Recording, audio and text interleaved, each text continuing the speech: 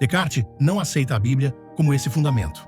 Na obra intitulada em inglês de Physics and Philosophy, sobre Descartes, Heisenberg fala que suas ideias mais importantes para o desenvolvimento do pensamento científico estão contidas em seu discurso do método. Com base na dúvida e no raciocínio lógico, ele tenta encontrar um fundamento novo para um sistema filosófico, e Heisenberg discorre que Descartes não aceita a Bíblia como esse fundamento, nem aceita de forma acrítica o que é percebido pelos sentidos. Por isso, inicia com seu método da dúvida. Ele lança sua dúvida sobre aquilo que os sentidos nos dizem, sobre os resultados do nosso raciocínio, e finalmente chega à sua famosa frase: penso, logo existo. Depois, Heisenberg compara algumas ideias de Descartes com ideias da nova situação na teoria quântica. Ele fala sobre o desenvolvimento do conceito de matéria. Ele diz que muito tempo depois, a matéria passou a ser pensada em oposição a um conceito de mente. Conforme a interpretação de Dominique Zouera de trechos da obra citada, Heisenberg não defende o subjetivismo puro ou o idealismo que afirmariam que a consciência pode influenciar ou gerar matéria diretamente. Não entraremos aqui neste debate. Não defender não significa que considerava impossível. Em muitas partes do livro mencionado, Heisenberg mantém uma posição neutra em relação a várias questões. Lembrando de que na teoria das conexões acausais, Jung não diz que o inconsciente faz isso, propõe outra coisa. Mito religioso. Heisenberg fala de uma evolução biológica como fato. Reconhece que a experiência religiosa envolve o mito, inclusive na sua religião. Ele era cristão. Ele diz na obra intitulada em inglês de Reality and Its Order que o conteúdo da experiência religiosa recebe uma forma tangível no mito religioso. E diz que o fato de pessoas viverem em outras partes do mundo não significa muito nisso, pois, dentro da grande comunidade religiosa, os símbolos do mito religioso são compreendidos por todos, descrevem experiências reais para os membros da comunidade e, portanto, denotam uma parte genuína da realidade. Ele discorre que quem participava, por exemplo, das festas de Dionísio podia realmente encontrar-se com o Deus pessoal.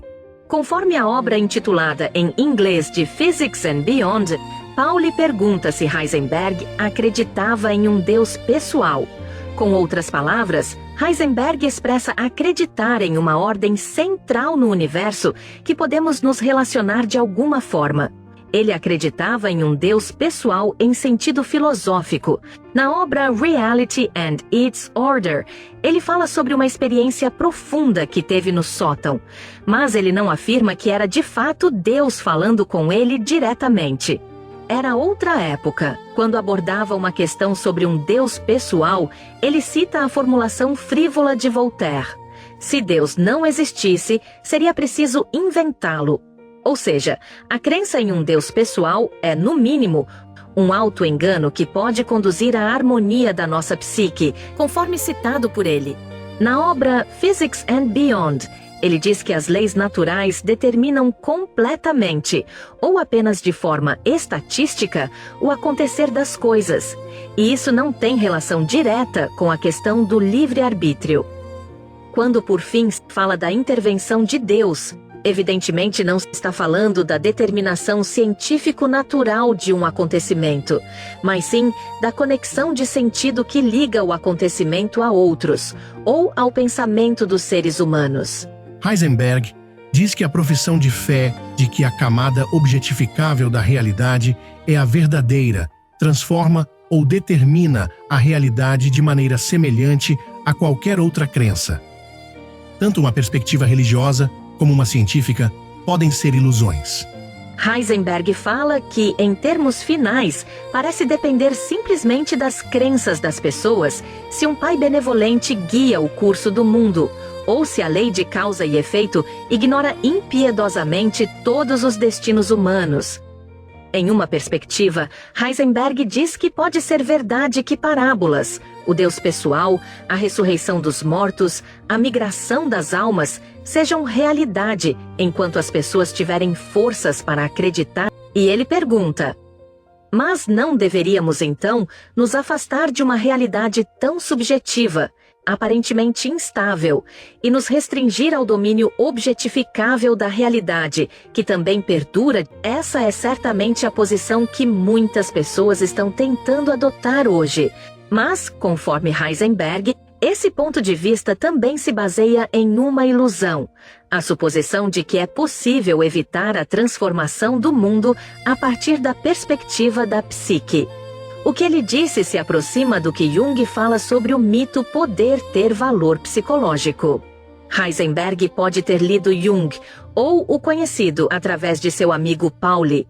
Pode existir influência de Jung em Heisenberg. Em 1974, Heisenberg recebeu o Prêmio Romano Guardini.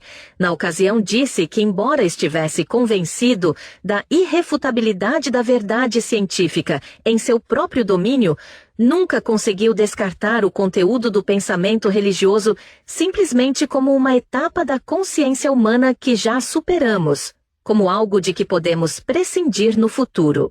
Na obra The Physicist's Conception of Nature, ele considera impossível basear alguns atos de fé apenas no entendimento científico, já que formulações do conhecimento científico se aplicam apenas a um campo limitado da experiência. Conforme a consideração de Heisenberg, apresentada na obra que citamos, Physics and Beyond, a ciência lida com o mundo objetivo e material.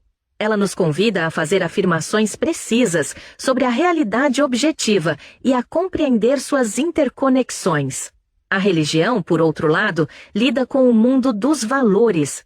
Ele pondera que o conflito entre as duas parece se basear em um mal-entendido, ou, mais precisamente, em uma confusão entre as imagens e parábolas da religião e as afirmações científicas. O destino que Heisenberg se refere. Quando falava sobre crença científica ou religiosa, ele diz na obra Reality and Its Order, que pode ser reconfortante para o pensamento humano reconhecer que a própria crença não depende de nossa arbitrariedade, mas que ela vem a nós sem nossa intervenção, e que devemos aceitá-la imposta a nós por nosso destino ou pelo nosso tempo, como um presente ou como uma fatalidade. Ele diz que em nossa época, não podemos mais dizer como quando éramos crianças. Creio nesse Deus Pai, Criador todo-poderoso do céu e da terra.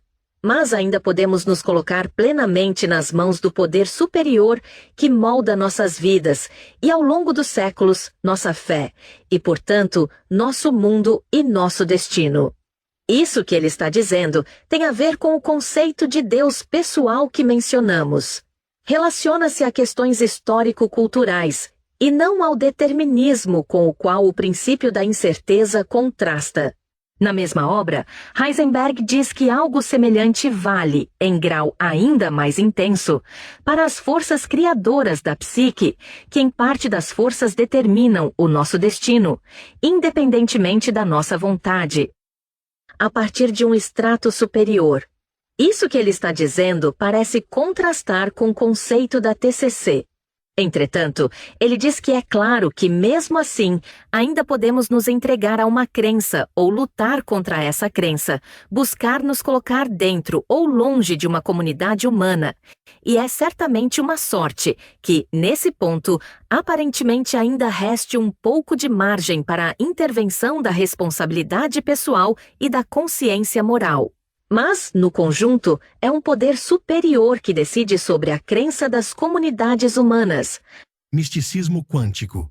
O doutor em física teórica Fritjof Capra, precursor do chamado misticismo quântico, conta que enviou a Heisenberg seu artigo A Dança de Shiva, coisas parecidas entre física moderna e misticismo oriental. Heisenberg agradeceu e disse que tais coisas parecidas o fascinavam. Em aspecto, em algum conceito do chamado misticismo quântico, pode haver alguma verdade na perspectiva que me refiro, mas não há conteúdo suficiente para dizer com propriedade que existe essa verdade. Heisenberg não disse que existe tal verdade. Capra também não afirma isso. A expressão Eastern Mysticism é utilizada por ele.